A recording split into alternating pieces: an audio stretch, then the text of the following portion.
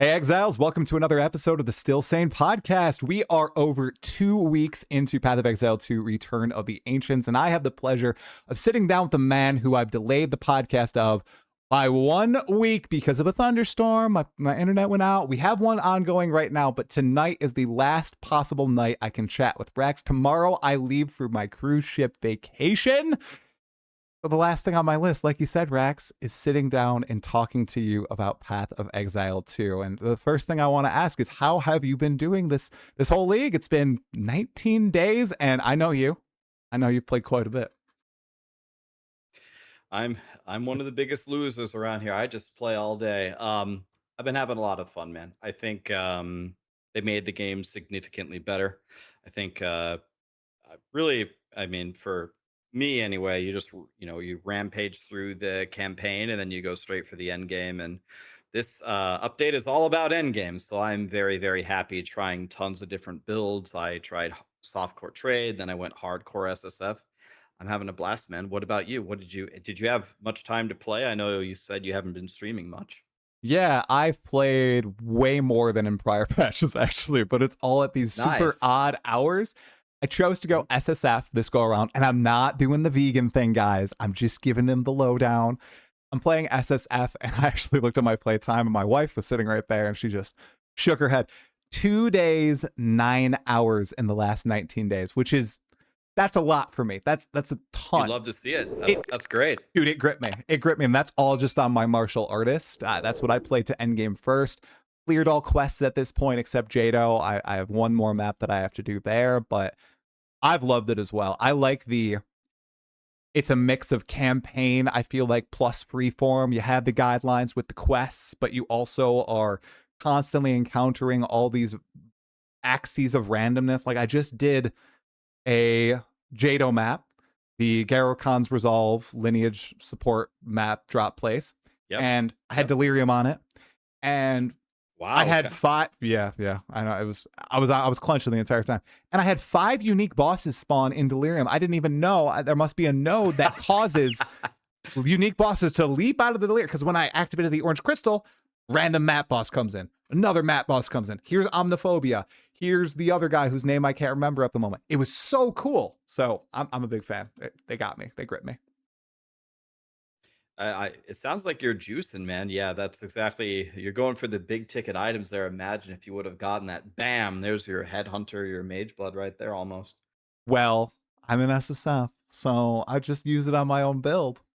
Oh, I guess that's true. I Yes, know. SSF. That's Yeah. brutal. I'm doing it too. I'm doing it in hardcore. I know what that's like. There you go. There you go. But you played trade to start. What did you go with? Did you go with your Plant Daddy, the classic, trademarked? Uh, oh yeah, you gotta go with the classics, man. It's just so comfy. Part of the reason why I did it is I love the build. I do. I have a small brain. Just throw one button, throw in tankle, kill everything. That's nice. The other reason is a lot of people are looking for a build to play, and if people are following your guide, they like to see you playing it too, right? It's Mm-hmm. like, hey guys, go plants, but I'm gonna go play this other build. But trust me, plants is good. Like, they want to see you playing the same build. So no sweat off my back. And I didn't really know how the new end game would be. So I was like, well, at least I'll have the build figured out, and uh, I know this is going to work. So no matter how Yeah. difficult the end game is going to be, like day one Delirium, when I turned on Delirium before they nerfed it, I was like, "Excuse me, sir."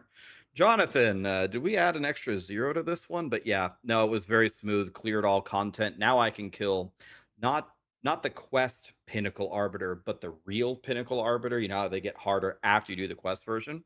Plant Daddy can kill him in like 4 seconds dead. Oh, No problem. jeez. Doesn't even get to Wow. do anything. So it works. Yeah, that's super impressive. I went boring with the martial artist. I have been doing. I started with like Stormwave, Falling Thunder, swapped to Whirling Assault of my own accord. I didn't see what anybody was doing. I've been doing manual Right. Whirling Assault with Falling Thunder. Lots of different tech interactions there with like Mantra of Destruction for the big chaos damage burst alongside everything. And then, I streamed today, first time in like 2 weeks, and somebody says, "Hey, there's this pair of gloves, Lactonial's Caress or something. You Yep. should equip those. There's a niche interaction. You should try Hollow Form. So I'm chatting with people on this. I'm like, okay, I'm going to try this niche thing, see if it's cool. I equip it, change around a couple gems, change around my ascendancy skills to get Hollow Form instead of manual. Go into the map.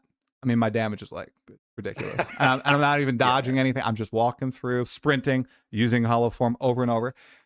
And then I'm like, there's no, so this is like a niche interaction. I just added an SSF just by chance, and I go to PoE Ninja because I can't believe it.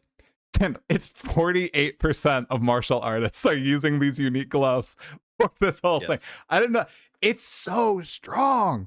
Oh my Oh, goodness. so I have a level 95 monk. Oh shoot. So I know exactly. I played a lot. I got a lot of characters. So I have a monk exactly like that. Hollow form, whirling assault. You take the gloves, you get 10% on the power charges. Da da da da da. It's so powerful, right? Just murders everything.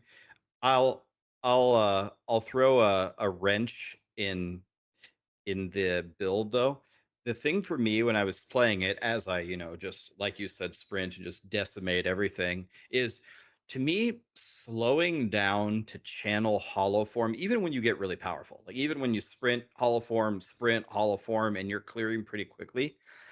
I was just sitting there thinking, I'm like, this doesn't feel very martial artisty, like this whole stop and Mhm. channeling gameplay. I was like, this does not fulfill what I thought the fantasy would be of martial artist. So then uh people said, Rax, have you seen the other monk build that's like Whirling Assault, but it's not with hollow form, so you don't channel? I was like, no, I'm intrigued. Tell me. And it's an amulet, and it has a skill called, or either the amulet is called this or the skill is called this. It's called Eventide Petals. Have you seen this? No. So Eventide Petals, you get rid of the hollow form, Okay. and it's like the old school vintage Ice Strike monk. Like you walk forward and you punch one monster, and it's like a chain shockwave of ice explosions, and the whole screen just instantly dies. So I went Eventide Petals, and I was just started blowing up the entire screen. And the people who hadn't seen it before, it's like, Rax, what is this? I'm like, I think Lalcohol was messing around with it. He's the first creator that I heard of that was messing around. That was like, yeah, I just got this idea from Lalcohol. He was in the chat, and yeah, I turned into Mr. Freeze. So if you ever get bored Okay. of Whirling Assault, you gotta check out Eventide Petals. Okay. I think it's called the Eventide Is it Petals. like Shattering Palm? You swap to that essentially, and it blows up everything like chain reaction, essentially. Yes, Yeah. and Okay. and it's insane. I'm telling you. I mean, it's Okay. one hit, boom, whole Yeah. screen. Because I get what you're saying about the hollow form. It feels like you're like aura farming, not necessarily being a marshal. That's what I thought. I've only played it for like an hour and a half at this point. The power is there, but yeah, I'm just walking from pack to pack, just standing still, going like this, going like this. I do get to fully focus on dodging and everything now, and the boss fights definitely go a little bit quicker. It does feel almost like cheating. Like, it's crazy that I spent 10 minutes swapping around things. I already had this stuff available all on SSF, and I've probably like tripled my character's power. It's wild just making those few alterations. How you can do Yeah. that on these. That's another big thing in this patch, and we can talk about Endgame a little bit more, but just the sheer variety of builds that they introduced when everybody thought, yeah, this is going to be the Endgame patch. They're not introducing a new weapon. Yeah, 2 ascendancies are coming to the game, but it's not going to be a lot more customization options. As a build crafter and as someone who chats with people, people probably bring their builds to you. That's something that you've noticed more with 0.5, that there is a lot more variety or stuff that is viable, and it's not just the top 4 archetypes kind of dominating the entire meta. I think they're doing a much better job with it, and I don't think all of that comes from just literally the fact that there are more builds available. Mhm. Yes, like a lot of new things did come from like the season mechanic with all the new skills and different things that they add, new uniques and stuff. But I actually think a big part of it comes from balancing. So when you have like the top 3 or 4 builds that are just way better than everything else, and grinding your games nerfs them and brings them back down up to planet Earth, then you make people start to think, it's like, well, I did this last season. It was really good, but it got nerfed. And I'm not sure I want to do it again. So now I'll do something new. And it's just when people enter that creative mode, Mm, like, oh, what could I do with this time? I think that is also a big factor in where a lot of the other builds come from. yeah. It's like I was having this discussion with some other people the other day, and I was like, I would bet you that potentially the strongest build in Path of Exile 2 maybe either hasn't been discovered yet or hasn't been popularized yet. Like we might not even know what it is until someone figures it out. Like I saw Jung Roam the other day. He decided to mess with cast on dodge, right? And he put everything into dodge. He was dodging, his dodge roll was like really far. He was just shooting spells everywhere, killing everything. I'm like, that looks amazing. So Yeah. it's just creative stuff like that. You love to see it. Yeah, is it Gemling Legionnaire that's opening up all these different possibilities? Yeah, that is Exactly. one insane ascendancy node with all the alternate qualities, and they could be so boring. Could just be, oh, extra 5% damage, extra 10%. Oh, Yep. another projectile. But they went berserk with these ascendancies. That's something that I really hope to see is they go back in the lead up to 1.0 and they bring a lot of these older ascendancies, maybe just at even a few specific nodes, up to snuff with your Way of the Stone Fist, with your, I don't Yep. know the name of the node, but the Spirit Walker node where you tame bosses. All this stuff. Tame the uniques. Yeah, yeah. Are you playing that right now? Are you giving that a go yet? Or you are? Oh Okay. yeah. Okay. Yeah, I got the monkey going. Oh, monkey. Of course. Is there anything It besides the monkey? Or is it No, it's been thoroughly tested. I crazy? mean, again, never say never, but Right. people, the minion community is pretty tight knit. If there's one niche of Path of Exile that you can't say it's solved, but is, let's say, heavily tested, it's the minion people. And by the time I made monkey, they're like, oh, we tried them all, we tamed every boss, and it's the monkey by far. So, and you could do crazy things with the monkey, right? You can do weird things like, so you tame the monkey in Act 3, but the monkey is also a boss in endgame maps. Right. But endgame map bosses don't have affixes, right? They're just bosses. Except you can add affixes to them with tablets. Mhm. So then you can give him, I think, like guaranteed crit and haste, and then you can tame a different beast paired with the monkey that has haste aura. Not haste aura, which gives the haste aura to the monkey, and then he's enraged and guaranteed to crit. It's so cool. I mean, eventually he's just Terminator, right? Yeah. When I first heard this, when it was first explained to me, actually, because I haven't watched any of the videos, it sounded so easy. But I looked into it a Yeah. little bit more, and it seems like it's an entire quest or hunt to find this perfect monkey and the beast. And I actually think that does have a place in the game. Maybe the base crit shouldn't be 25%, right? I think that's the monkey's base crit, right? That's what leads to it being 100%. But the ability to find and like search for that perfect monkey with the 3 mods added with tablets, so cool. That's so cool because Oh the yeah. stars need to align too. Oh You yeah. need to find the monkey map. You need to get the right mod. I like that. I like that there's a hunt like that in the game. Exactly to that point. Like when you're playing in Act 3, you're supposed to go to this little area where 2 beasts spawn. You're Mm. supposed to farm it over and over and over until you get a beast that has haste aura. But I was like, Guys, I'm not gonna sit here for 5 hours." And I eventually found a board that had extra physical damage aura, which is also very, very good, right? I go, okay, well, I'll tame this beast and I'll move on. And chat was flabbergasted, like, Rax, that's not haste aura. That's not haste aura. It's like, guys, I know. We'll look for the perfect Pokemon later. We can find Zapdos later. Let's just move on with our life with the extra fizz. It's gonna be okay. We can get a new Pumbaa later. It's gonna be fine. Yeah. Everybody wants to optimize everything to the nth degree, but it's already so strong. I saw Yeah. some pinnacles getting one tap by the monkey and like a little highlight I watched yesterday. It's a crazy state. I do think, guys, if you want the Giga Busted monkey, you should probably play it now. I feel like it will be reined in a little bit in the future, 100%.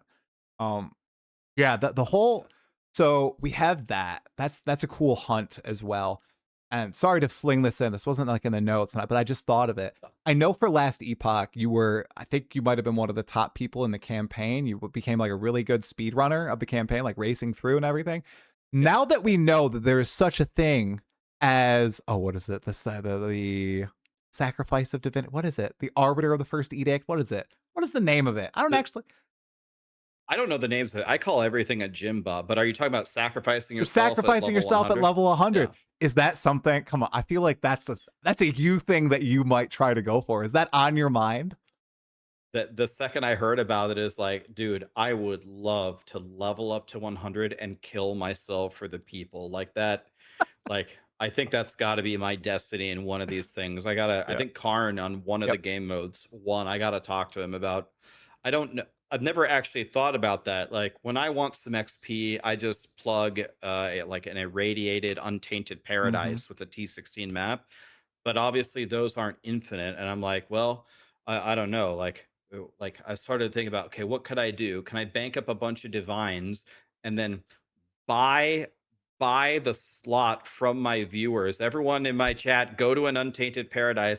I'll pay you for finding the map and let me run through it so I could get to 100 so I could kill myself to give everybody a pass. I don't know what the strats are, but Yeah. definitely I was like, my eyes kind of lit up when I heard about that. Yeah, it's Martyr of the First Edict. Thank you, chat. That's going to be an Martyr, yeah. amazing race in every Yeah. league from here on out. Because everybody, I think there's some prestige to being the first level 100, but now that you have the chance to be immortalized on the leaderboard, and who knows, maybe GGG puts up like a little statue of your character or something in that little hallway, and it starts because it's a blank room. I can Mine's imagine just a them put piranha plant, a yeah. blue piranha plant. There you go. I can totally imagine them doing something like this. I mean, it's possible. So I had to bring it up because I was like, I feel like you might want to go for it. You know, 1.0 is the next patch. Like, who's going to be the martyr of the first edict in 1.0? That's going to be a legendary title. I know that's going to be a huge race in SSF and Trade League. And yeah, you're right. There will be all these different ways to get there. Do you collaborate with a bunch of people? Do you try to be selfish? Do you group up? Is that the best way to do it? I don't freaking know. Because I don't think a group got to level 100 first. They didn't sacrifice their characters. Maybe they will now, but still will be we gotta interesting. we gotta preemptively reserve the website untaintedparadise.com.gg. It's gonna be worth like $10,000 in There you go. November, December, whenever it comes out. There you We go. gotta make the Discord, reserve the Yep. name, all that stuff. Yeah. Yeah, that was an amazing secret to find. And of course, there's a smattering of others that unlock some powerful stuff. I just saw recently the lore weave secret was unveiled where you can make a body armor comprised of the unique mods on the rings that you sacrifice. What the heck? Dude. Yeah, that's the Like, breach thing, right? it's the Calgur one. I don't know what the breach one Oh, is. What okay. is the breach one? What do you mean a breach one? There's also a breach thing where it gives you a quest where you walk up there and it says sacrifice 60 breach rings. Oh, they put that in the game? The Grasping Mail? That's from PoE1. Yeah, I wonder what that is. yeah. I don't know. I didn't do it. I was like, I don't have 60 breach rings. I'm like, do I want to go to the auction house and buy 60 of these just to see what happens? Like, Yeah, so someone will do it. Let's see if it's worth it or not. 100%. I just they went all. It's as if they're in their like meeting rooms or at their all hands, and they're just like, "Hey, how about we do this wild idea? Like, can we implement it?" And everyone's just like, Yep. "Hell yeah, go for it! Go in your office, go for it, go to your desk." There's all these moments. Like another one, Delirium. Okay, you got Tang Mazu narrating. I don't know if you have sounds on. I know some people have dialogue off, but when you run out of mana, or if you're trying to pick something up and your inventory is full, he will taunt you. He'll be like, "Oh, you're out of mana," or he'll be like, "Oh, having trouble carrying things." And then when you fight, after you kill like the big insect guy for the first time, the Calgar insect guy, he'll have a comment about that, talking about, "Oh my goodness, you just took out this alien from another planet. How wild is that?" I love that they just went for it with all these ideas and just stuffed so much into this update. I really found myself just every time I'm logging on, I'm finding new things every time, and I played so much. Sorry for the tirade. Endgame. Obviously, everything was revamped. Which league was your favorite now that you've played a good amount of everything? Is there one that stands out above the rest? I mean, this might be the boring answer, but I would still say my favorite is Abyss. I just really like how Abyss works. Was Okay. that your favorite too? No, that's the one that received the least changes. But yeah, they did so well with it. Oh yeah. So yeah, out of the revamped stuff. Yeah, I thought you meant like out of the entirety of the revamp. Yeah, I guess that's true. They didn't really change Abyss much, but Abyss is just so good, man. It's just I think Abyss just works. You walk up, you see it right there. You're immediately in a medium fight. And then you know when those Abyss guys come out of that hole, you're going to have a huge fight. And some of them have just the most ridiculous mods. They're like immortal for 5 seconds. They're teleporting on you. They're spawning the black clouds, which you're supposed to drag them out of the black cloud to to get more loot. And it's hard to get them out of there. And they'll recast it. And they're trying to murder you constantly, and then you could dive into the abyssal depths, and it just prints as well. It's so valuable to do. I don't know, man. Abyss, I just think it's so fun to do Abyss. I thought Breach, even though the mechanics of Breach didn't seem very new to me because it's very similar to the Keepers. revamped PoE1, but the crafting and the new ways that you could think about how you could profit from Breach. Like I think one of the most profitable ways to make money on Breach is actually to use the currency tree to make catalysts. Oh, That probably okay. doesn't mean too much in SSF, like catalysts, you Yeah. quality up your rings. Hmm. But in the trade league, those catalysts are valuable, especially if you get like the really important ones, because there's so many crafters out there trying to make these mega rings. They ain't got no time to do breach, and those catalysts are rare. So I love how you can actually do completely new crafts with breach that aren't even possible. Right. Like people are making like minion belts, like with +2 minion levels on it. Of course, that paired with the monkey is just super OP. It's crazy. Um, so yeah, I mean, I guess I'm just back to the basics, man. I'm just back to blasting breach, and I'm back to crafting with the breach tree. What about you?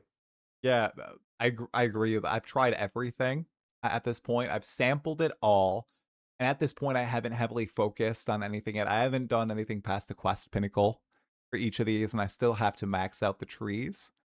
But I'd say the one that I surprisingly enjoyed the most, it's the most difficult. It is Delirium. I really like how I know this is gonna be crazy sound crazy, but Yeah. the way that Delirium layers on top of all the mechanics now, and it doesn't take too much away from the visual clarity, and it really makes all the monsters you fight tougher, especially for myself. I don't have the most cracked build. I actually felt like I was having the meaningful combat in these T16 Delirium Yeah. maps when I'm going over the abyss that's 75% of the way through the map. And like you said, they're leaping out with these crazy mods, and I actually have to dodge around. And oh, here's a Shroud Walker on top of my monk. I'm gonna have to be really careful here and go make sure I get all my bells so I get all the power charges for a huge falling thing. Like just the way it overlays with all the different mechanics was really, really fun to me. And I did enjoy the challenge. It was a bit too much on launch. 50% reduction in monster damage is a crazy thing. Just, yeah, we halved it. I was dying so much, but I think at this level now, it's quite fun, and it's almost like a slower play style, which is weird because in PoE1, I always felt like I was racing the Delirium Fog, but in this, I'm like really taking my time. I go much slower through it, and I have to take my time with every single individual fight. And I guess I kind of like that.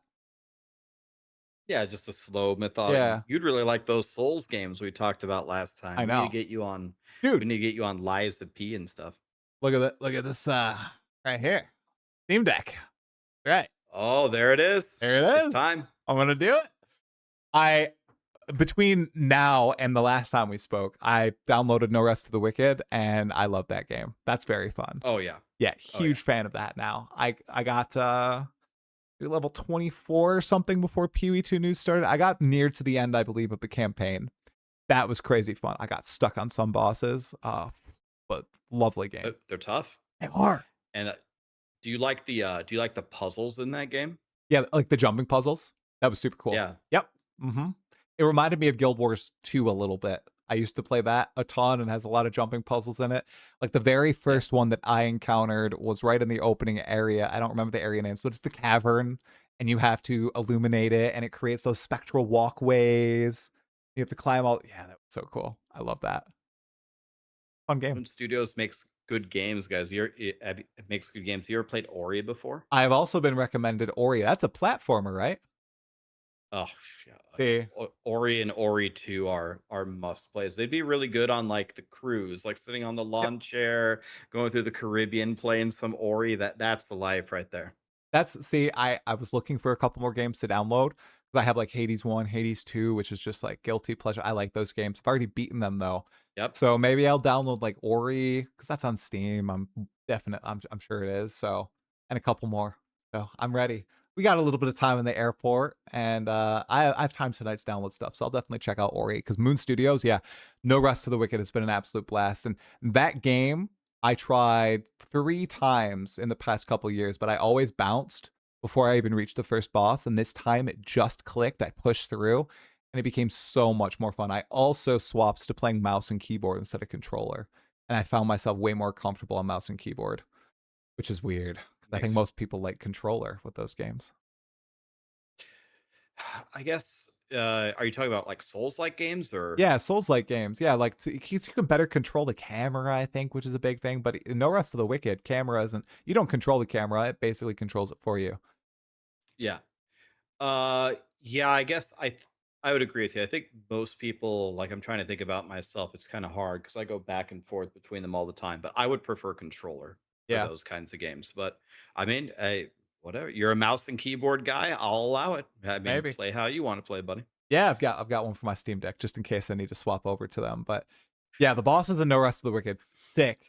Oh, we also skimmed over the bosses in the new PoE2 League. Come on, the first time you fight all those, what would you? Okay, let's do a rating. Let's do a tier list of the bosses. The new bosses. We've got the Bodak, we have Tang Mazu, we have Insect Thing. I don't know what to call it, and Arbiter of Divinity. Those are the 4 new big bosses.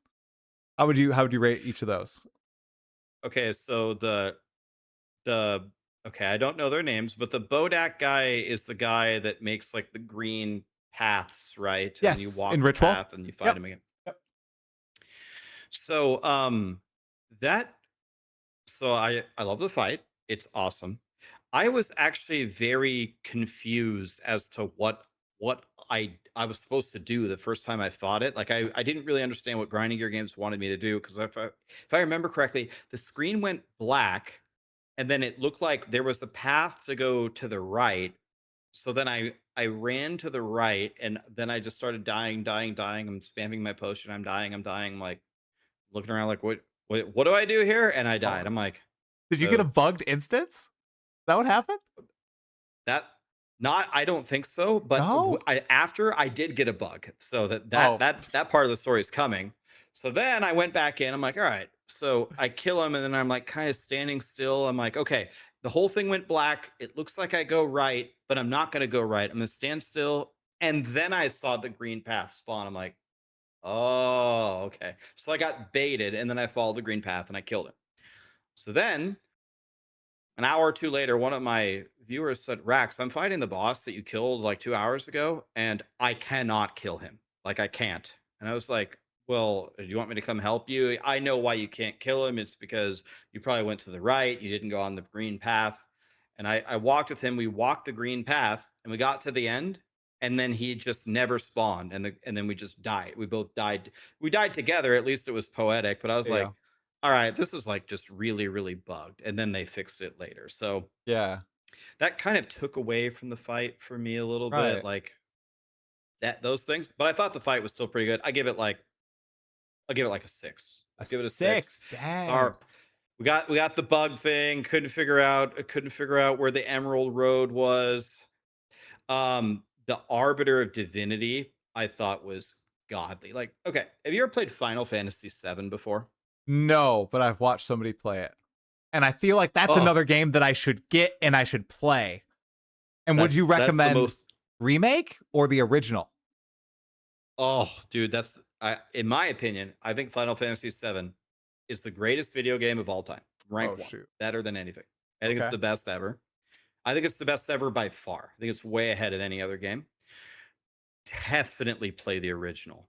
Original? Definitely play the original. Okay. 100%. Yeah.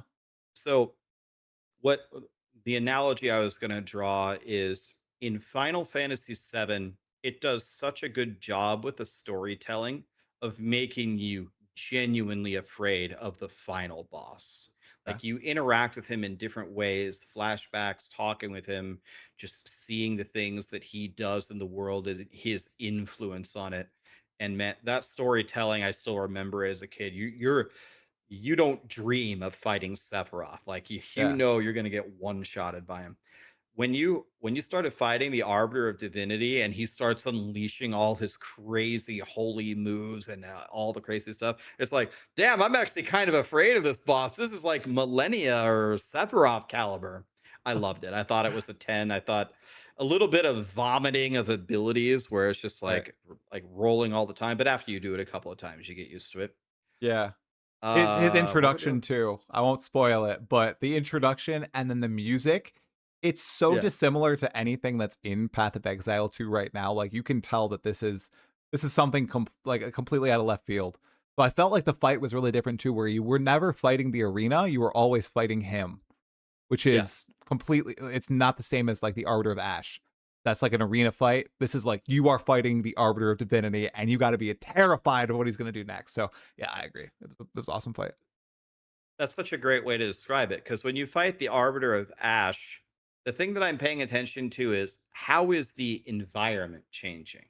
Like how many bowling alleys is it going to make that I have to roll into, and you're Mm-hmm. running around and picking up these little petals and that Mm-hmm. doing this and that in these circles. But yeah, when you fight the final pinnacle boss, the Arbiter of Divinity, you're fighting Satan himself. He doesn't need any tricks. He's gonna Yeah, kill you himself. yeah, Yeah.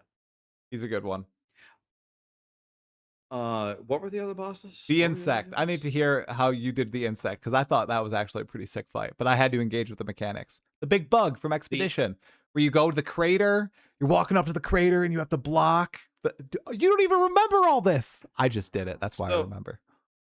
so I think I did the expedition was the very last thing that I did. Okay. And I Oh, think by see. then I was just way too strong. Yeah, you see nothing. I think I just killed him. So I don't even know what he did. Ah. I ruined it. I ruined it. Ah. The I was atmosphere's like the cool though. inside. The atmosphere's so cool.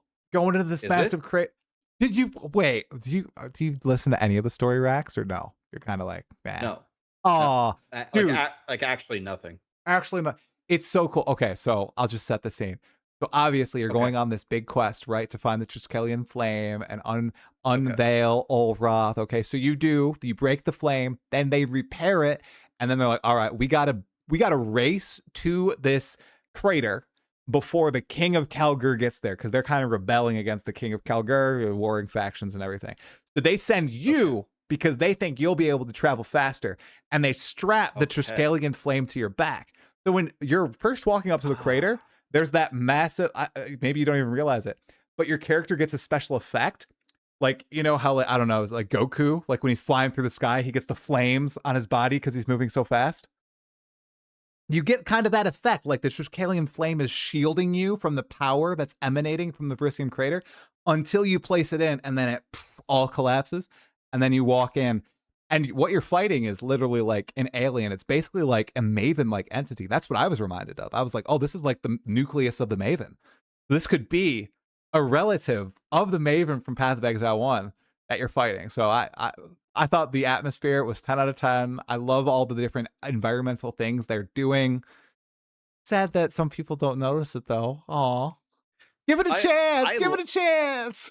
I love how like into this you are. I didn't know any of this. I'm just like, hey, what's this? Oh, there's a Jim Bob. Here's a plant dead. Okay, he dropped me nothing. Screw this. I'm gonna go do abyss. Like I need to stop and smell the roses a little bit more. It's good. They did a good job. They really did. And that's something I feel like they did it. Like, because it always used to be, it always used to just be dialogue. And it would be so much dialogue. And I understand why people would skip through.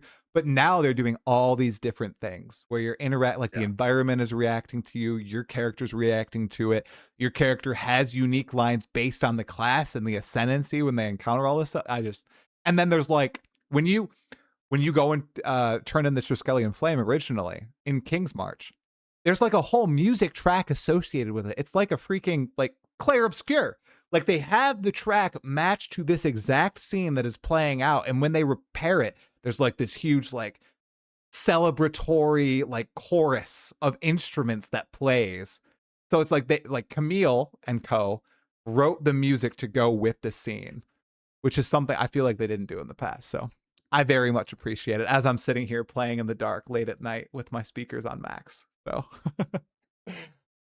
Dude, I would have been oblivious to all this if you hadn't shared that with me. Like I would have assumed that all that attention to detail was yeah. there. I'm probably like listening to Britney Spears on Spotify instead as we do this magical thing. I need to like I need Okay. to turn on the need to turn on what's actually going on Oh, here. it's good. It's good. Okay, and then here, I'll be honest, dude. Tang Mazu was so disappointing to me. How was he for you?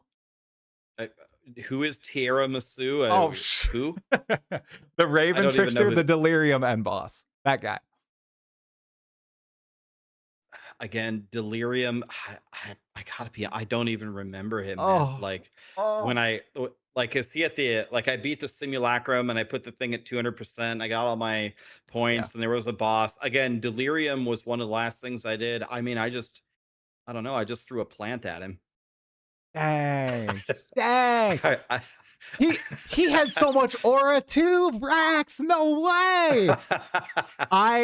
He was easy. He didn't do damage to me, so that's why I was like, kind of disappointing. But the whole fight, dude, it's so good. Oh man, they need to put Ubers into PoE2 once they get the balance in check. So you have to yeah. fight these guys with your crazy ass characters. That's what they need to do. Well, I mean, yeah, like when you're doing the campaign, like the first time you fight Geonor, Mm-hmm. like you're never gonna have such overwhelming damage. You're just gonna one phase him, right? Like you actually have Mm-hmm. a fight, you see all his moves, the dialogue, the poetry, da da da. You see everything there, and you see everything certainly with like the first mechanics that you go to. It takes a Mm. while to walk over and get Yeah, all. Here's another thing, and maybe if people don't play like this, if I walk over to Breach. I'm going to get every breach node, all of them. And oh then I shoot, go to Abyss and I get all the nodes.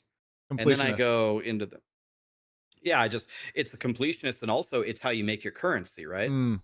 If you're going to farm Abyss and you're farming with half of the nodes, you're throwing, right? So after you do that many maps, and then you do that many maps over here, and then you go into the main temple and um you kill like the what do you call them? The Arbiter Bash. gatekeepers, and then Yeah, the the Arbiter of Ash, Citadels. and Yep. then Yep. I did it pretty much in that order, and you Okay. kill like the Citadels and the Arbiter of Ash, and then the Arbiter of Divinity by then, and you then go get your fourth ascendancy. You're almost like level 90 with really good gear. So then when Mm-hmm. you go do the quest bosses, it's just like one thrashing vines and adios amigo. See that's the But one yeah. critique that I think I might have for the Endgame. I feel like they said they already reduced the number of nodes you need to do to get to each of these by a large amount. I almost feel like it might still be a little bit too long. Like that either they need to reduce the number of nodes and increase the distance between nodes, make them longer, or just like make the each thing closer to the center of the atlas. And maybe like Delirium, I can't believe that was the closest one to the atlas. That's crazy. Oh, That was like a noob trap. I was like, oh my goodness, so many people are gonna do Delirium first and get overwhelmed. And it was nerfed subsequently. But I feel like that might be my only critique. But then you have Jonathan coming in and he's saying, well, the way we design this is we expect players to do like one or two quests a league. And I'm sitting here like, man, I'm like, you saying I complete every node in the area before I move on. Why wouldn't you do that? That's how people play. I'm like, well, I'm going to do every quest in the game if that's what's you're right, available. right, That's how yeah. I'm going to play. Well, everybody's going to do that, right? And then Jonathan's like, nah, one or two, maybe. I'm like, what? What? So I don't know. It's interesting. What's your opinion on this? Well, exactly what you just said. I made a state of like Yes. I don't know if you ever watch them, but sometimes I make a I watch state them of every time, Rax. Don't even. Come on. Don't even do that. every time. Don't Every even okay. Diablo 4 expansion season, and I have only played really this last one a lot. Just get angrier and angrier each one. Um, so yeah, I mean exactly what you just said. You know, okay, so we talked about this a little bit last time, right? About how as a content creator, people are going to flame you no matter what. I probably don't. I probably get flamed the most when I make my state of videos, Oh, and I think the reason why that. Well, I know the reason why it happens okay. is because I'll go in there and I'll express something that I think is too difficult or off, and then it never fails. 30 minutes later on Reddit, Rax said Delirium is hard. He's such a dog shit noob. Anybody who's good at all can do 200% Delirium. Dude, Jonathan, don't listen to Rax. Whatever. The thing is I don't have a problem with any of it. I'll beat it. I'll beat everything. It doesn't matter. Like I'm a loser. I'll play all day. I'll play until I have 500,000 sheet damage and one shot everything, right? But it's it's it's how we were talking about earlier. It's the new player experience, exactly what you just said. You spawn in the end game, and one step to your left is Delirium. Can you imagine coming out of the campaign, kind of shit gear, maybe you're not following a build guide and you don't quite know what you're doing, and you turn on Delirium? Crazy. Like, holy shit. Like you're gonna get farmed and you're gonna be like, oh, I don't think this end game's for me. And then you're gonna lead Path of Exile 2, which is exactly what I don't think any of us want to happen. And it's not even from like, oh, content creators just want them to play the game so they can make money off them because of the guides. Guys, a lot of these people might not even be following the guide. It's a lot more enjoyable to be in the community when Hmm. everybody's happy, right? And I just think in general, it's just way too overtuned, right? Like you have a Yeah. super powerful character, you're doing T16 maps, and then you turn on the OG Delirium. It's like, oh my God, this is way harder. Like, and it's like way harder for like this much more reward. It's like, oof, this Yeah. is like, it's like you said earlier, they took a look at it and they decided that it was a 50% nerf was in order. That's kind of admitting that it was way. Have you ever seen grinding gear games nerf something No. by 50%? No. That's a lot. Yeah. That's way off, right? Hmm. Um, but yeah, I mean, a lot of what you said, that's exactly how I felt. I felt like I wanted to do ritual really quickly, and I'm like, I looked at where ritual was. I'm like, well, I don't want to do delirium, but I have to walk over here Right. through delirium and then some more, and then I'm in ritual. I'm like, and then I can start ritual. But Hmm. for a lot of people, this is something I'm very sure of. I think the more casual players, they don't think about like min-maxing their maps in this way. I don't think they plug a map and they say, okay, well, it's 13 maps until I get to ritual, the thing I want to do. So I'm going to start the map. I'm going to run to the boss and kill him. I just need to get enough to sustain my tablets and then do that 13 times. And then I can play the maps. That is not how they play. They see the three stones, they click it, and they spawn a boss. They see an abyss over here. Oh, I wonder what's over here. Oh, a breach. Don't mind if I do, kind of thing. And when they don't have that good of builds, it takes them how long to just walk over to ritual. So I do think your feedback is very good, and I think that they could bring it, as you said, a little bit closer to the beginning. Mm-hmm. Again, doesn't bother me. I'm a Yeah. loser. I'll plug 1,000 maps. You could put it 10 football fields away. I'll go to it. No problem. But I think that that might be good things to implement. I'm laughing because you're describing exactly how I play. I do not think. I do not think. Yeah, I'm 10 maps away from this Jado Spycraft map to finish off the quest. I just literally plug in the map and I'm like, oh, cool. I got this mechanic. Oh, yep. I got the Stonehenge. Okay, a Oh, a breach. Oh, it's butterfly. literally, and that's the thing that they were missing in PoE2, and they always had in Path of Exile 1 ever since I started playing. And that's what always kept me to keep doing that next map, because it's always like, man, that was a crazy experience. I'm going to play one more time. And that is why I have not been streaming and not been making videos, and why I've been staying up way too late, because literally last night, I'm sitting on here with my brother at like freaking midnight. And he's leveling a new character in the campaign. I'm like, all right, I'll do one more map and watch you do the Bog Witch. Okay. So I do that. I finish my map and I'm like, you know what?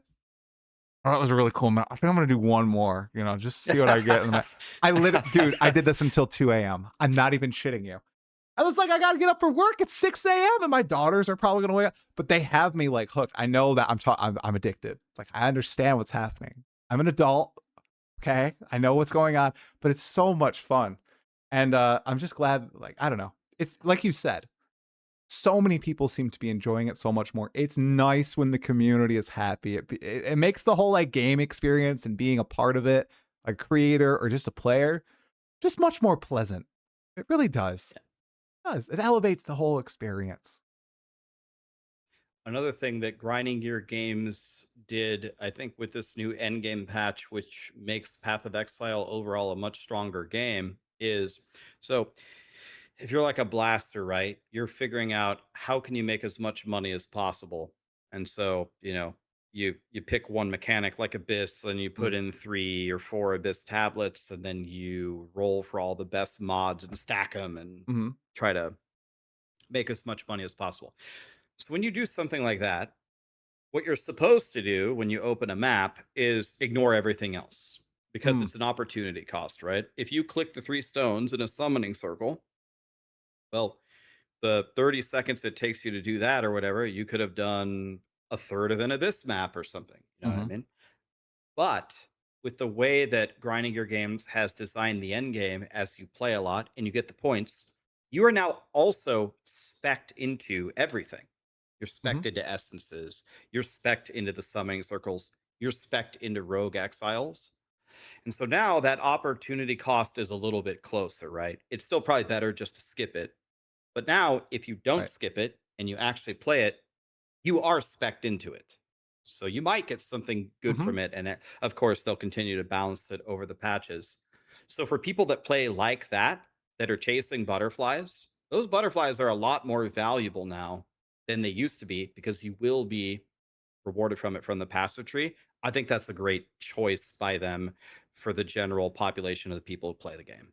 that's a great call out, and a lot of these butterfly chasers, like myself, I think enjoy this new structure where it's not so freeform if you don't want it to be. Where like we talked about, it's structured. You have the quest lines, you follow the quest lines, you're unlocking all this stuff, and you're making progress every night. I think that's something a lot of people who come in and play these games really enjoy, is they enjoy logging in and making concrete progress. And if you don't know what you're doing or you're not following a guide in whether it's like Path of Exile 2 of the past or even in Path of Exile 1 in some regards, feel like you can just log on and feel like you're lost or you're not getting that drop, you're not making that currency and you're not moving forward. But now it's like, all right, I literally just unlocked 5 new nodes on my Abyss tree tonight, or I beat Pinnacle 1 of 3 in the Abyss line, or I fought this. There's so many more steps. I feel like people really enjoy that, and I think that's why this league most popular besides 0.1 by far. Like we were just looking at the numbers because I felt like we should take a look. It's like 68% of players retained on day 19 on Steam. That's insane. I think that's not just a whole bunch of people who were blasting the end game before, playing a lot more. I think that's new people who are like following the quest line just like they do in the campaign and really coming to enjoy what PoE2 has to offer now. So yeah, I think you're right. The Completely butterfly agree. chasers, they're enjoying it. As one of them, I concur. Got one vote from a butterfly Right. chaser. Lock it in. Right. That's right. So, as we lead up to 1.0 Rax, if GGG were listening, I know they're going to do a bunch of follow up patches, right? What do you think is the like the most relevant piece of feedback for the new players that will be joining with 1.0? Because the vets, I think a lot of people who have played PoE2, I think they're pretty satisfied right now. I think they're pretty stuck. Sure, some people want new weapons, new class, whatever, but I think the game is in a good state. What draws in new players, or what makes new players stay? We're gonna get a lot of them. What's gonna make them like bounce, and how do we keep them in to build our community up bigger? So I'm going to answer the question as you asked it. Yeah, So for 1.0, we're talking about the new players. yeah, So we're not talking about anybody who played the league before or paid the early access, actually brand new to the game. In my opinion, I still think there's a lot of things that they can do in the campaign to make it a little bit better. yeah, The campaign, like if you remember back all the way to how the campaign was in the very beginning, where like Zizarin had that super heated yep, interview with Grinding Gear Games where he said, you have made the monsters way too fast and way too powerful. You don't drop us any items. We don't get any augments for our gear. We don't get enough support gems. The bosses don't drop any loot. The zones are way too big. They have made massive improvements on all of these facets of the campaign so far. But remember, grinding your games is adding, well, we're dropping the interludes and we're adding Yeah. two entirely new chapters. And I know grinding your games by now. I think we all know them by now. And they say that they're smaller than the other acts or whatever, but I'll kind of believe it when I'll see it kind of thing, right? We all know it's gonna take a while. I still think there are a lot of things that they can do in the campaign to make it better. I just think there are, again, I don't have a problem with this, and you probably don't, but the way that the caravan moves in Act Two with the map, Mm, and it's just a little bit confusing. And how like sometimes like in Act One, you're going underground, you're going overground, click this button to go here and there. We know what to do. We know to kill the Rust King, stab the three tree three times, go to town, go here, go underground, do this. I think there could be much better direction there. I still think the new layouts in the Act Three are better. I think they could. Some of them could be still a little bit smaller. I'm running around the jungle ruins, just literally just looking for the big monkey. I yeah. need to tame the monkey. Where is the monkey? I'm running around everywhere. I'm like, dude, this zone is still just massive. Where is this guy? I even know kind of where he is. He's at the back of the map next to the Chimeral Wastelands door. I know about where he is. I still can't find this guy. Um, I think the way that they display permanent upgrades is horrible. I think it's just straight Totally up agree. horrible. Totally agree.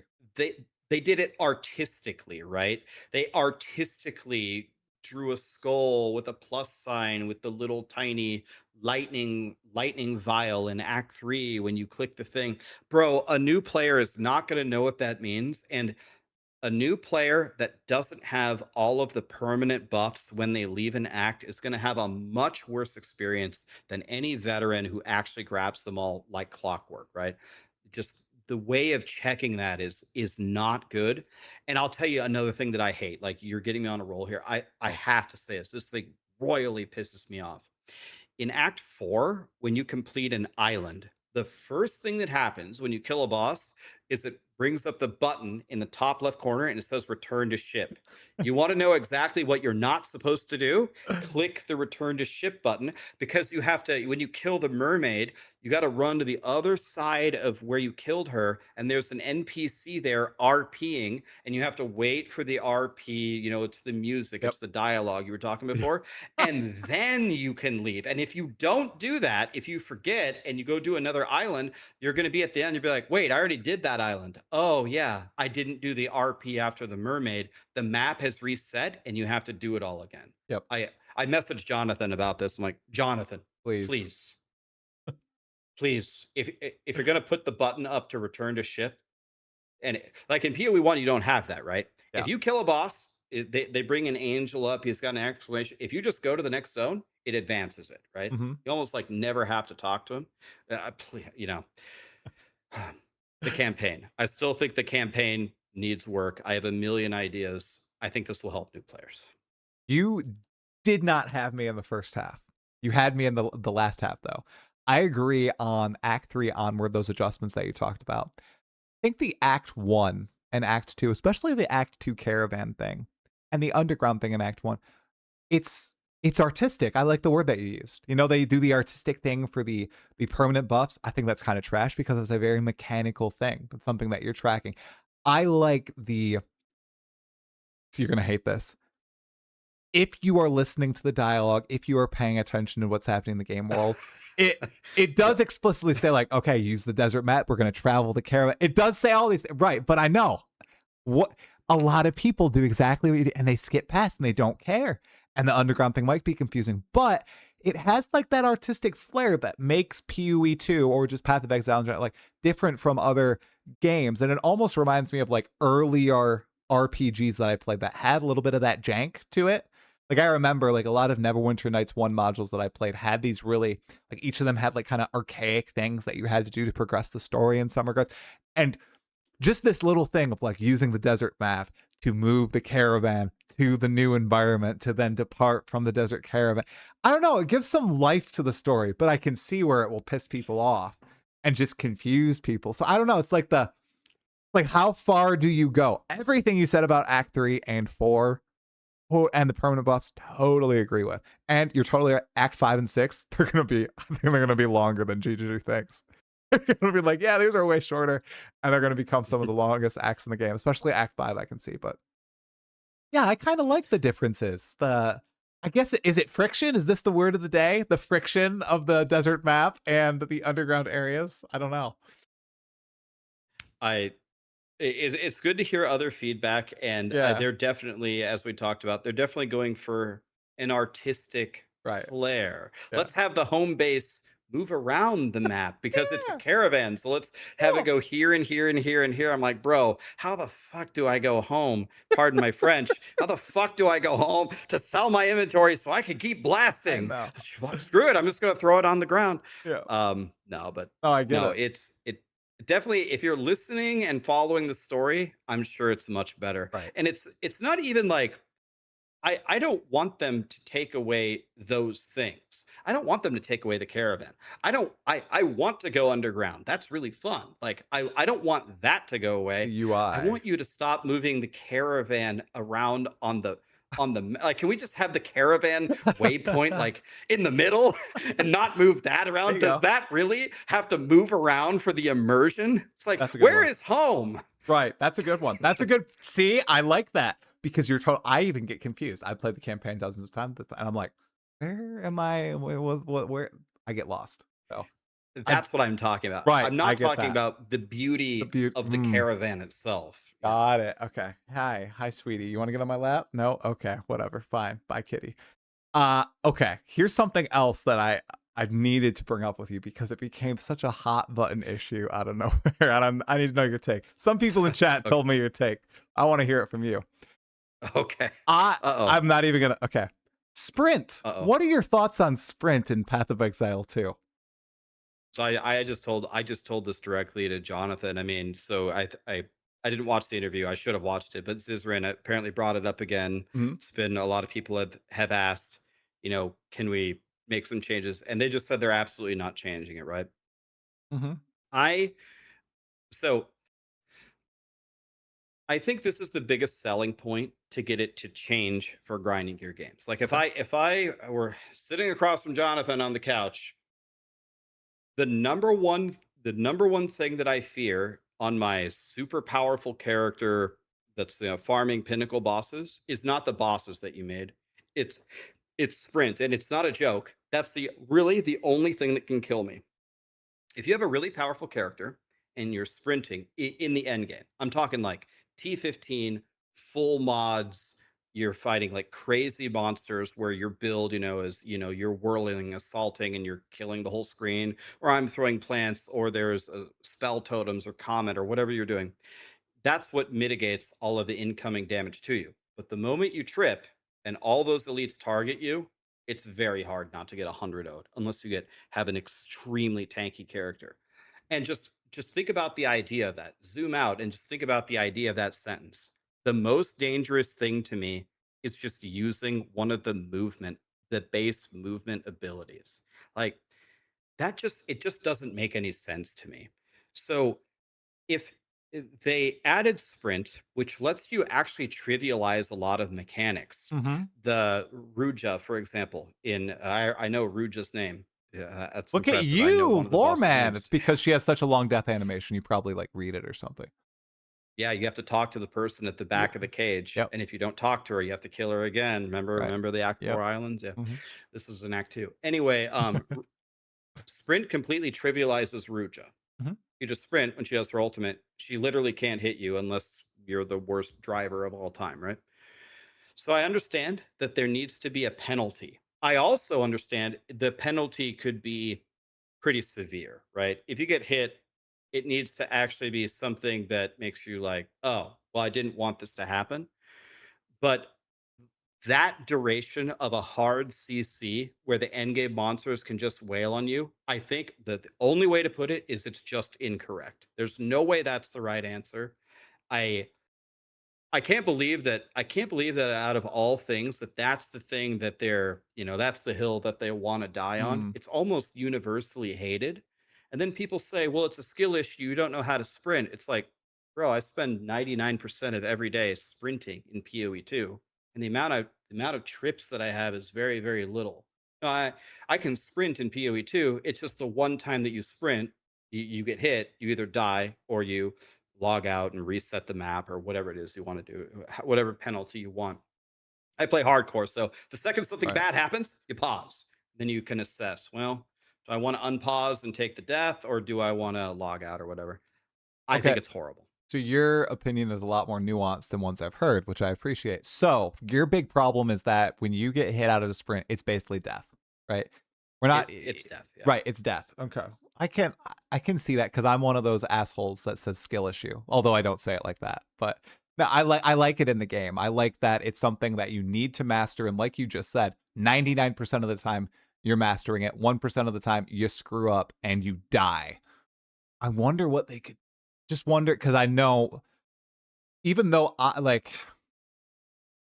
I would be fine with it not changing, I feel like because the pushback is so tremendous, they say they're not going to change it, but they've said that about so many things in the past. I think they will.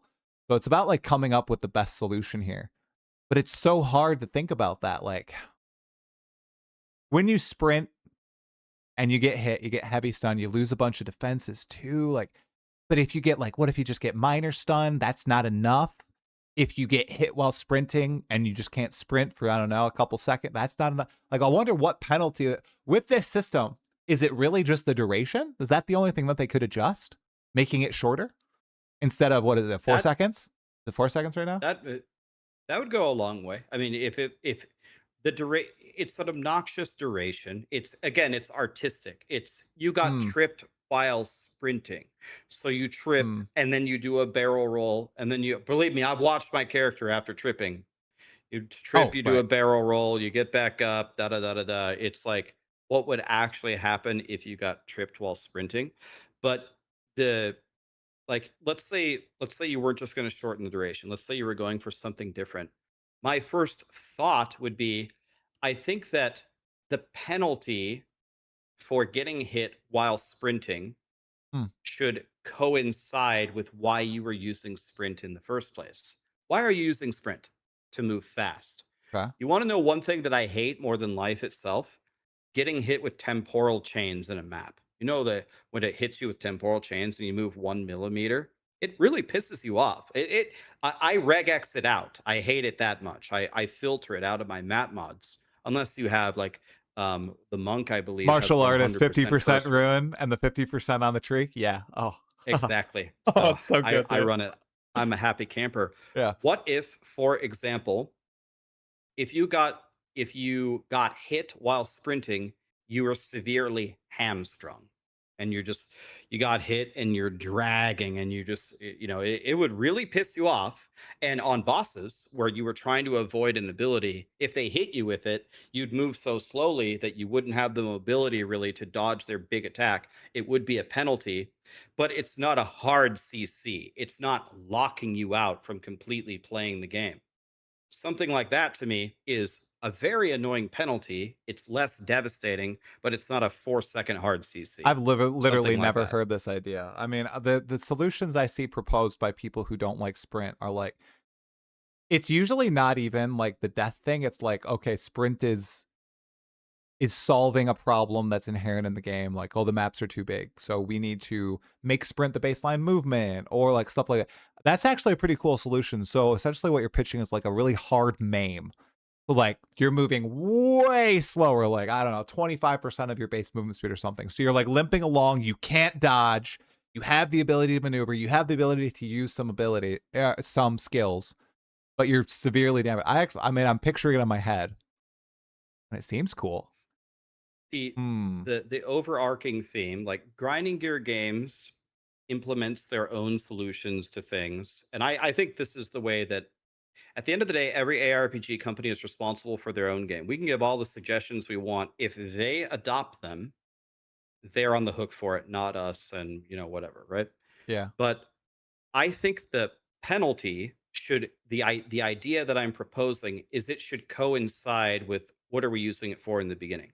I I get it. want to move fast, and if Yeah. I mess it up, mess with my movement. Like again, this is kind of a dumb solution, but just I'm not even saying this is a good solution. But here's another one like it. If you get hit while sprinting, you stop sprinting, and now your normal movement speed. And in that zone, you can no longer sprint. So if you start sprinting on a map and you get hit, that's it. Ugh, No I more hate sprint you. on the I map. hate you. You're walking. No, GGG, don't listen to this. Don't listen to this. This is bad. I The get it. the I get it th- though. it's the theme, right? Yeah. It's mess with my movement for trying to move fast. What you're doing is you're taking me completely out of combat for using a basic movement ability. It makes no sense to me at all. Interesting. Now you're like kind of winning me over here. Okay, so I get it. I do get what you're saying. I've never heard it presented in this manner before. As a sprint purist, like I like it in the game. I want it to stay in the game. I don't want our base movement to be 50% increased or anything. I like that it is a skill-based thing. And if your movement is hampered down to 20%, there are a lot of cases where you're still gonna die, right? But it won't be an instant death like it is in the juice map content. Hmm.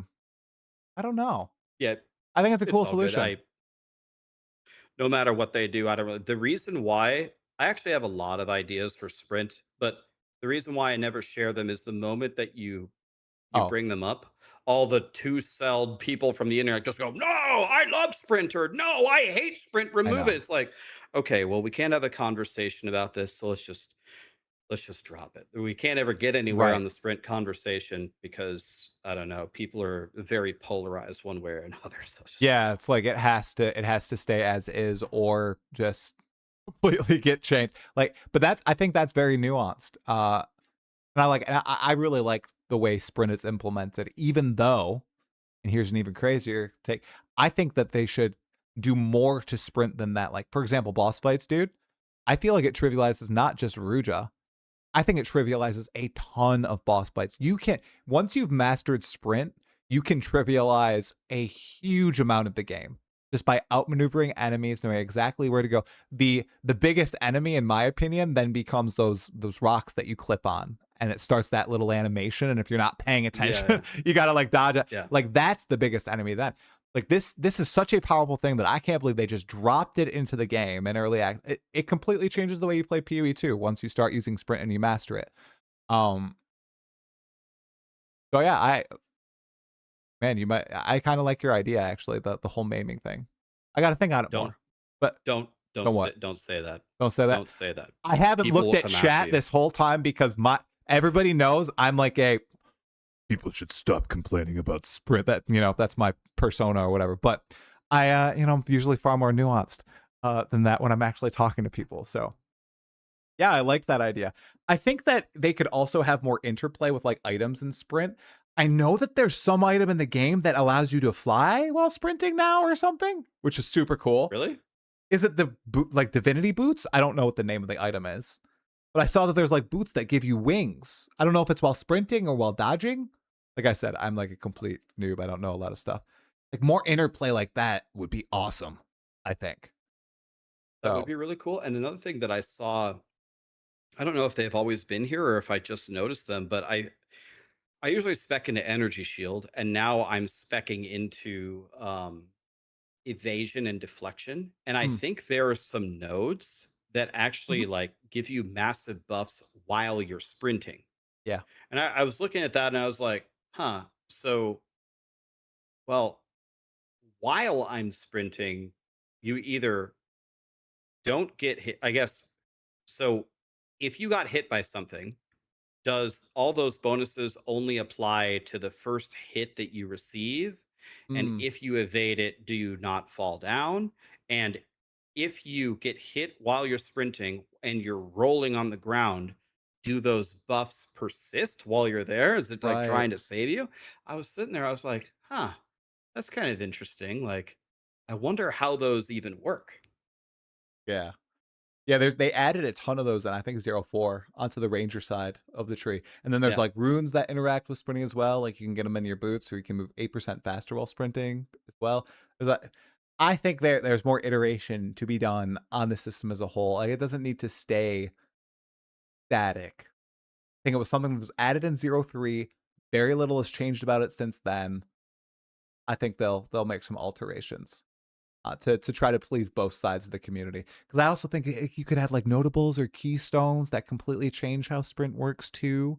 Try to please both sides if you want to get a unique item that allocates the keystone, or maybe your unique item plays changes the way sprint works. Like there's a lot of room for that.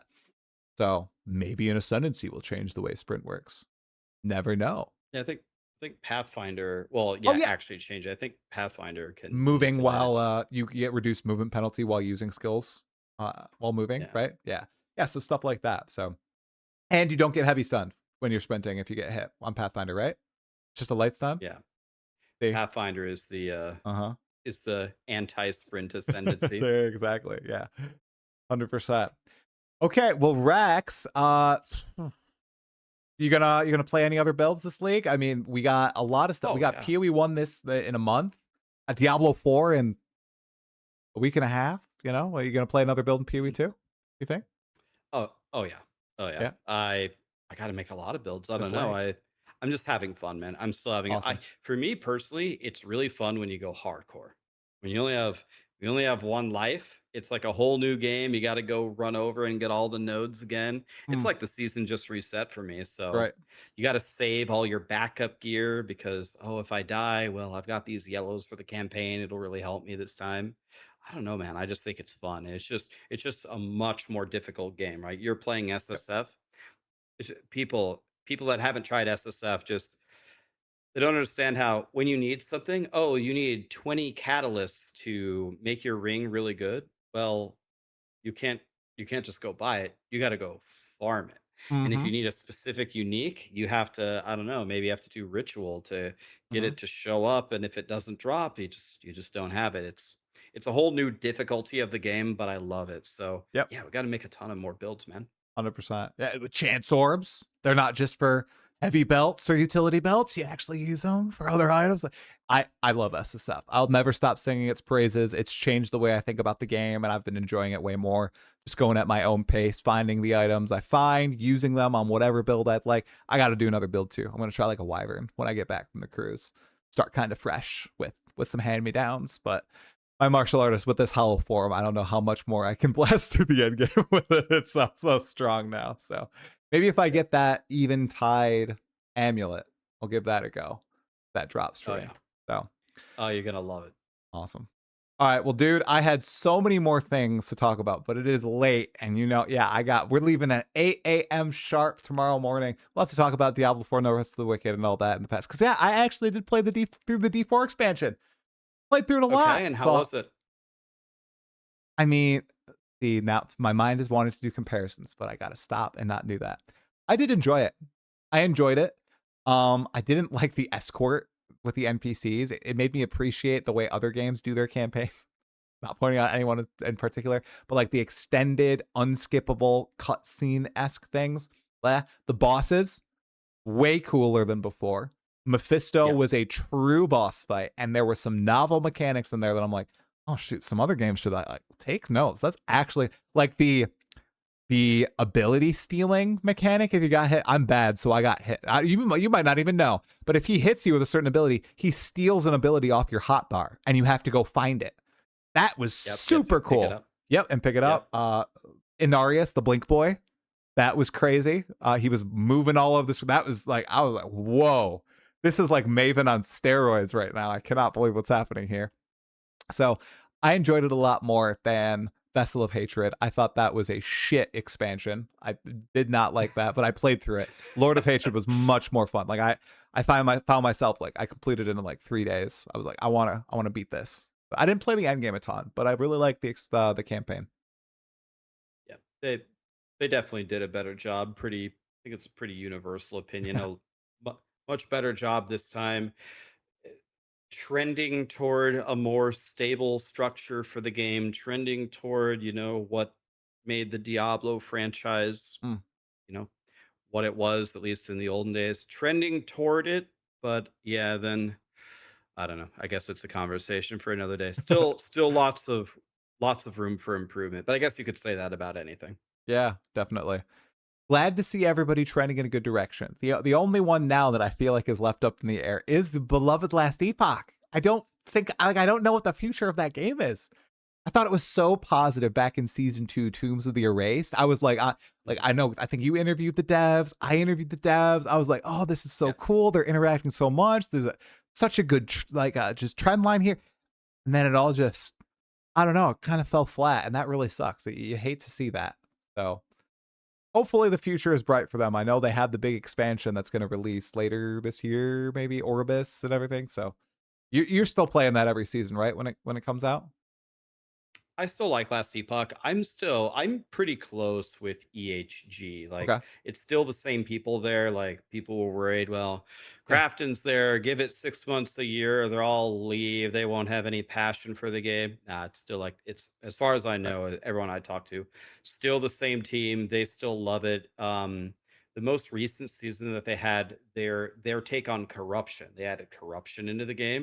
It was really good. Like you were just corrupting everything and they had some crazy outcomes, like obviously heavily inspired from grinding gear games, but Mhm. it worked very well. And from everything I can tell, they think that the expansion is going to be pretty good. It's going to move the needle for Last Epoch pretty significantly. So i'll I'm cautiously remaining optimistic for what happens, but like with everything, I guess we'll just see, Yeah. right? Yeah. Yeah. I'll have to watch out. I also played since our last chat. I played through Diablo 2 Resurrected, Diablo 2 for the first time ever, and that was And how really was fun. that? I love that. That Yeah. was great. I didn't know anything, dude. I was posting my thoughts on Twitter, and people were like treating me like this little kid, and they're trying to guide him through like a store or Yeah. something. I mean, it was so cute. Like Yeah. they're all like, "Oh my!" They're so nice. That was the thing too. Like I'm like saying the dumbest stuff, and they're like, "Oh my goodness, you sweet summer child. Here's what you need to do." Like I'm manually dragging all the potions from my inventory to the belt, and they're like, "Oh, brother, here's what you actually need to do here." And Yeah. then I got lost in Act 3 because I needed to look for I don't like some organ in the spider Yep. layer, but I found the arachnid nest, and I'm like, did they misname this? Like I farmed this area 4 times. I can't find the unique and they're like, no. No, there's an arachnid layer in the area, and there's a spider nest. And I'm like, oh my goodness gracious. It was awesome. I Not really making liked it it. easy on you. No, yeah, it was so good. I enjoyed it. The rare items were actually rare. That was something that I really appreciated. I think I had on normal. I know, laugh at me all you want, you guys. On normal, I think I had like 6 rare items drop my entire playthrough. So every time I got one, I was like, oh shoot, wow, how can I use this? Or I'm gonna bank Yeah, this in my exactly. stash, even though I know they probably start dropping like candy on Hell and Nightmare. But I was going through slow, taking my time. It took me like 9 hours. I listened to all the story and dialogue too. It was good. Oh yeah, I you got enjoyed it. to. I really liked it. Oh yeah. So, I'm glad you liked it, man. It's very hard for a lot of us. It's hard to just remember what that was like. It's mm, like all nostalgia at this point. We all just we run to the Black Marsh in Act 1 and we kill the Countess and we make our stealth armors and then we get teleport really early and we teleport through every zone and we telekinesis. Like, we're just going at the speed of light. We know how to chain buy with the belts at the vendors. We've been oh doing wow. this a while. We know the tricks, but yeah, that genuine fresh experience. And then you have to remember that was released in a time where, I don't know if it was literally it certainly wasn't the first ARPG, but the Mm, first like major ARPG. It was just revolutionary how godly it was. It was just mm-hmm. like, oh man, the future of gaming looks bright. Yeah. Um, So that's why Chris Wilson, when he saw Diablo 3, is like, oh God, I gotta make grinding gear games. We gotta make a proper sequel to Diablo 2. Yeah. My new favorite YouTuber, by the way, Chris Wilson. I gotta say, those videos, every time one pops out, I'm like, I gotta watch that as soon as I You gotta can. watch it. Yeah. Absolutely. So good. Even him just play. Oh yeah. I literally had him on playing Diablo 1 while I was working. Just like, I'm just gonna listen to an hour and a half. I'll do it, whatever. And it was so entertaining. He's good. He's really good. He already hit 100K. That's got to be some sort of record for a gaming YouTuber. Just go from Yeah, 0 to 100K subs, just like that. he's gonna pass us all. Yeah, I remember he was playing Diablo 1 and he picks up a sword. And I can't remember. I think he was playing a barbarian. He picks up a sword and then I think he sat there for 5 minutes discussing with his team about like whether he was going to burn a scroll of identify to identify this sword. I'm like, man, this guy is min maxing. Like, I don't know if I want to burn a scroll of Yep, identify on yep. it. He feels the weight of every scroll, guys. He's legit. He is real with the vision that he spread for PoE1 and initially PoE2 and whatever he's making, because he's making some game. I can't wait to see that game. We are going to feel the weight and we're gonna like it. I'm really glad for him that he split off and he's got his team of people over there working on it. At what is it? It's not dark. It's light Light patterns. source, Light light patterns, pattern. the opposite of dark patterns. So that's good. Gonna be good. Wow. Yeah, I didn't yeah. even I watched the dark pattern video and knew the name, but I didn't make that connection. That's got to be it, huh? Mm-hmm. Mm-hmm. Wow. So whatever he This guy releases. has got his thinking cap on. Very Right. good. Very That's good. right. That's He right. pays attention to the lore. He reads the Yes. dialogue. Yes, it's good. Okay. Before we close out, come on. For Act 5 and 6, Brax, try it. Try it. Come on, dude. Maybe I know you won't do it on day one because you want to get to the end game, but come on. Maybe like you do like a subathon or something. Lore stream. Lore playthrough. You go through and you listen to the dialogue and you kind of theorize about the world of Ray Class. You might like it. So when you're like in the zone and it has those random things that you can click on, Hmm. like the little scrolls, and if you click on it, like it'll like tell you a story. Every time I click on one, I'm mad, and I click the X and I run around. Do you actually listen to those too? Yeah. Is that like Yeah. how does one do a lore stream? Is my question. Like Yeah. obviously Yeah. it's listening to the dialogue, you turn the music up, but you actually have to click on those. Do you like stop with your character and listen? You stand right there Depends on or it. Depends on it. Some of them you can walk away from and the stuff continues playing, much like the journals in Diablo 3. Very cool. Some hmm, of them, if you walk away, it just stops playing. So if I can click on the miscellaneous lore object and walk away, I do that. I just listen to it. And if I have to stay there, I stay there. But it's just the first time. Like I don't go through every time. I'm not listening to the dialogue every time. It's the first time I go okay. through, I ingest, maybe 60% of it, and I remember it in my memory, like, yeah, this is the story of what's going on. These are the new characters. Like the King of Kalgur. I don't think we knew about Katagan until now. We've been hearing about the King of Kalgur all the way since Expedition in 3.15. And finally now, I think with this expansion, we've really built out his lore. So freaking cool. I like that sort of thing.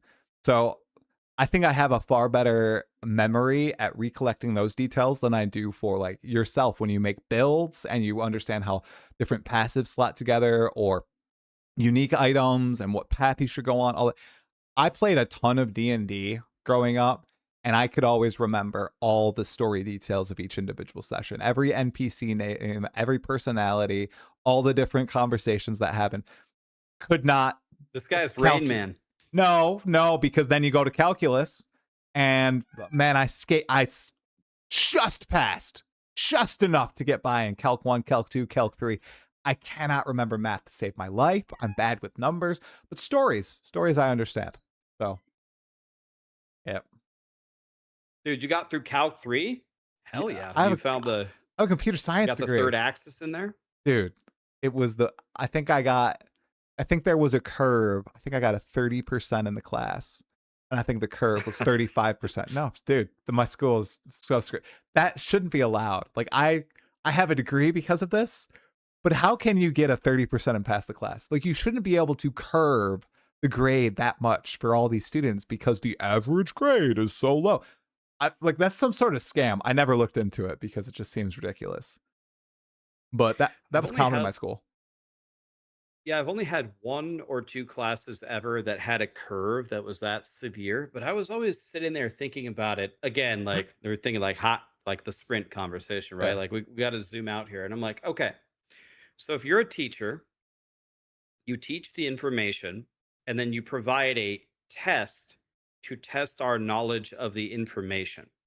So if you're saying a passing grade or a very good grade is 35%, What that means is 65% of what was written down on the piece of paper is wrong, but the degrees of how they can be wrong could vary wildly. Mm, right. So, with that kind of a scale, how do you accurately assess who has actually learned the material? Like, I can get the first three right, and the next seven horrifically Yep. wrong, no clue, and I get a 30 and I pass. Like, Mhm. I haven't actually learned really anything unless you do like Yep. partial credit or something. But Yeah.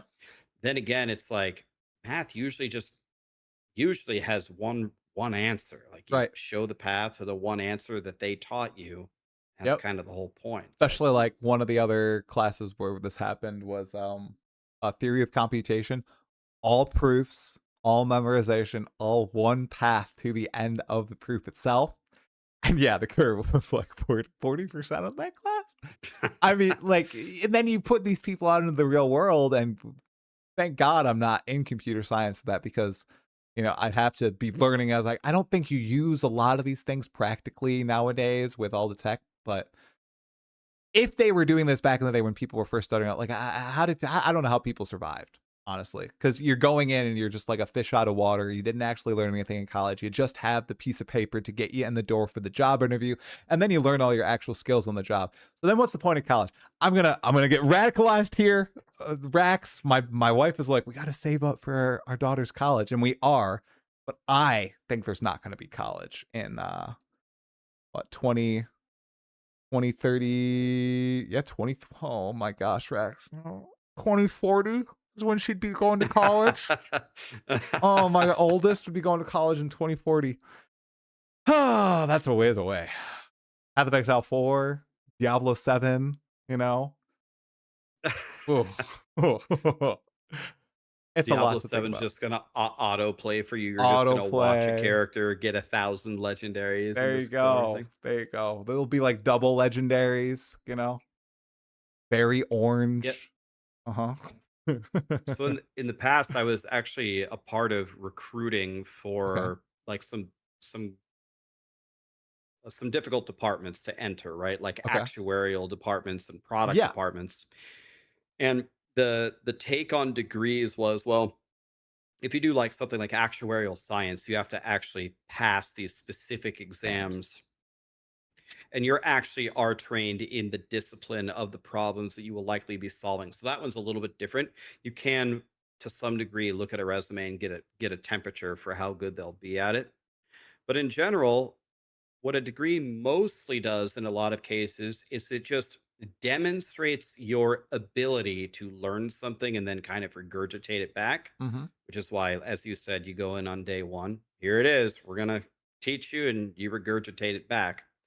Um, and so, yeah, like there's a huge debate about what whether college is a scam Yeah. or not. It's so expensive, student loan debt. And that's why on when we were recruiting, something that was invaluable was like internships. If you Mhm. actually went somewhere and did something over a summer and you did some project at some competitor or something, that's valuable because you actually Yes. sat in the desk for 3 months and you saw the operation. And Yep. that 3 months, you could argue in a lot of cases, is more valuable than the entire 4 years. Yeah. Totally agree. That's the big thing. I don't recruit for people in difficult to fill roles. I more so have just I've recruited one like senior strategist, but I mostly recruit people in entry level positions. And the big thing is always, do they fall what I always pay attention for, because it's a you got to be very keen and pay attention to detail in this particular role. Do they follow the instructions I lay out? Or do they just completely, like, ignore them? Do they forget key detail? And I think it's like a 10% success rate. Like, I will ask them to do very specific things. I will outline them. I'll say, "This is what I need." I need, 2 ad examples from Google Ads, 1 ad example from Facebook Ads, and 1 from a job board. And then they'll send me 2 from a job board, 1 from Google, and 1 from, and I'm like, it's so simple. Like, can you take simple instructions and complete them to start? And people can't do it. And now, Rax, every single thing is just AI responses from all these Right. entry level people coming out of college. They're Right. all 20, 21 years old. Everything in marketing, they are just sending me AI resumes. The emails are AI. I don't know, whatever, but nobody will ever know. I had a girl, I was interviewing her, and she 100% had ChatGPT up, and she was typing in my questions and then reading the responses back from ChatGPT. I mean, they're cooked. They're cooked It's racks. It great. makes me very scared. It's great. It's crazy, man. That's Yeah. actually crazy. I got out of the corporate world before the I AI know, wave dude. came in. Dude, it's terrifyingly sad, but okay, not to end it on a bleak note, but this has been phenomenal, Rax. I really appreciate you seeing me off into the Bahaman sunset. I don't even know how Bahamanan? Bah I don't I thought know. it was Bahamian, but that could Baham be wrong. that Bohemian, Bahamian. You're totally right, dude. Bohemia? Ah, Bahamian? Maybe. Whatever. Leaving Furkers, this was great, man. Thanks so much for sitting down and chatting for way longer than I thought we were going to. I really appreciate it, dude. It's always a pleasure, man. Love chatting with you. Wishing you and the family the best. Love that you're loving PoE2. Get Final Fantasy VII. Get Ori. Ori is a much better cruise game. Yeah. Should I Ori is the answer. should Ori I is the answer. should I skip Ori 1 and go to Ori and the Blind Forest, or play Ori 1 first? Because 100% play Ori 1 first. okay. Ori 2 is better, but Ori 1 is also a masterpiece. Start with Okay. Ori 1, and then you'll be like, oh my God, I have Ori 2. Okay. It'll be dessert. All right. I will send you an update. I'll probably buy and install that tonight. Play it a little bit on the flight. It's going to be beautiful. Post some pictures on Discord so we can vicariously be in paradise Yes. through you. Yes, sounds good. All right, Rax, good night. Thank you, everybody, for watching so much. All of Rax's stuff will be in the description below. This was a good one. I'll talk to you later, dude. Good night, dude. Later. All right. See ya.